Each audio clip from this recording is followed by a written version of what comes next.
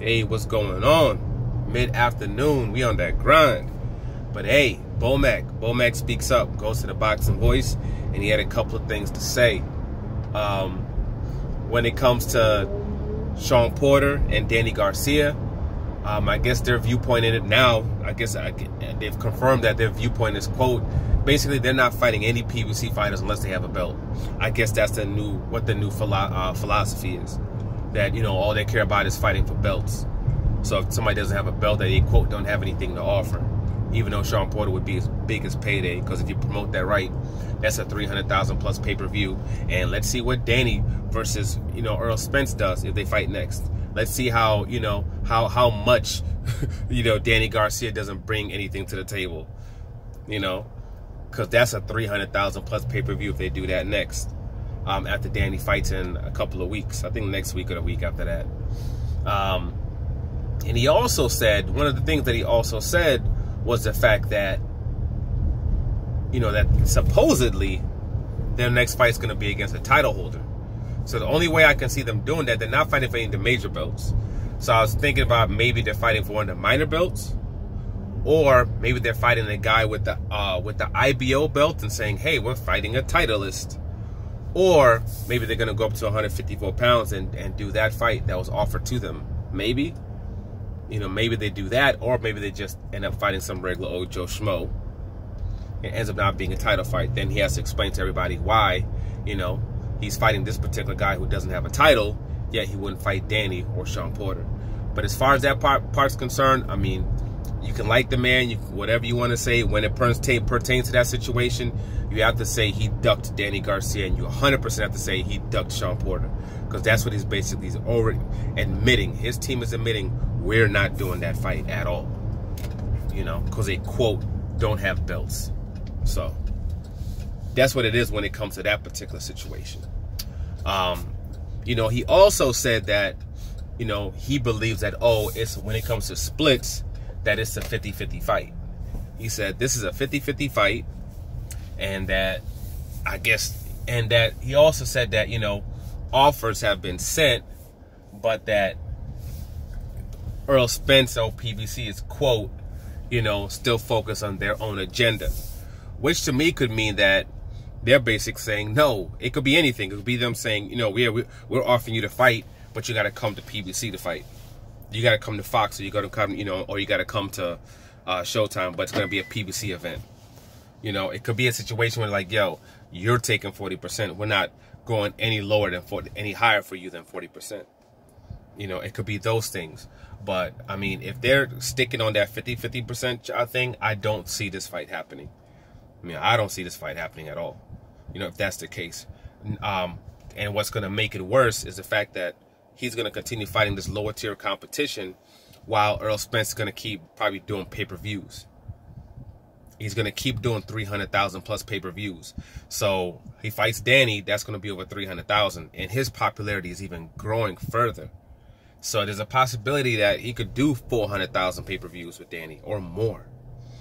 Which is going to push what Terence Crawford is worth even lower, especially with whoever Terence Crawford fights.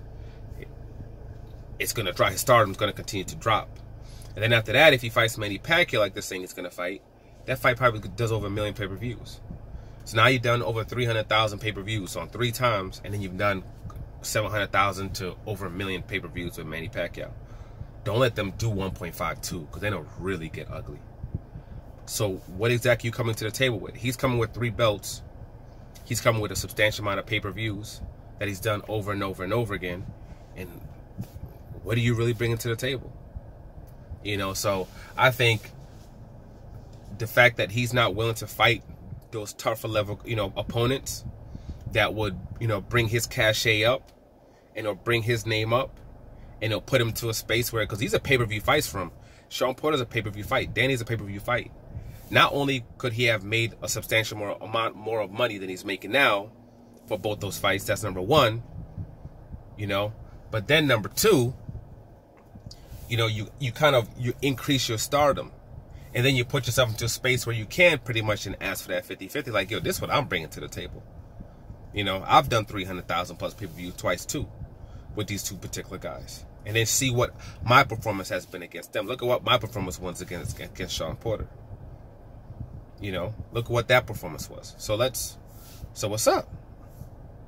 But I think Terence Crawford's team was offered something. And also I believe that's why when things got kind of crazy with the conversation at the end, when they were going back and forth with the tweets, Terence Crawford kind of figured that he went too far and he made that phone call. It was to kind of just to calm things down and ease things down, because it seemed as if Earl Spence was kind of starting to let things out the bag and it was really going to put things out there. And I think that's why. But so that part of was, I'm not sure what exactly these guys, I'm not sure exactly what he's going to do. Not sure what he's going to do, but you know, you continuously fighting this lower tier opponents is not going to help you. You know, and this talk about, oh, PBC fighters don't want to fight him and these other top tier fighters don't want to fight him, that's over. You know, that's dead. It's very clear that, you know, he's saying no. He's saying no. He's going to say no to a Ugas. He's saying no to a Porter. Or his side is saying no, which is supposedly, according to him, the promoters work for the fighter, right? So we have to say him, because he's the one that's okaying all these decisions, you know?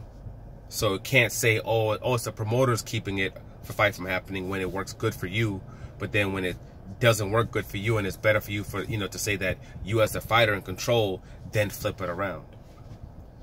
Can't do that. But we'll see what he does this year. But if Terence Crawford wants, and if he has some cojones, he has some testicular fortitude, there's still a path for him to do some major things. If he has the nuts. And people talk all that ish about Floyd Mayweather. Let's see if this boy can take a Floyd Mayweather type path and not even have to take this level of risk that Floyd did weight-wise. He's pound for pound #1, right? He's the most skilled, right? All that ish I'll be talking about Floyd. All right. Let's put Terence Crawford in a similar type of situation, taking on top fighters coming off their biggest wins and not even having to give up as much weight as Floyd Mayweather did. But that'll be for the next video. Like, subscribe, share. I'm out.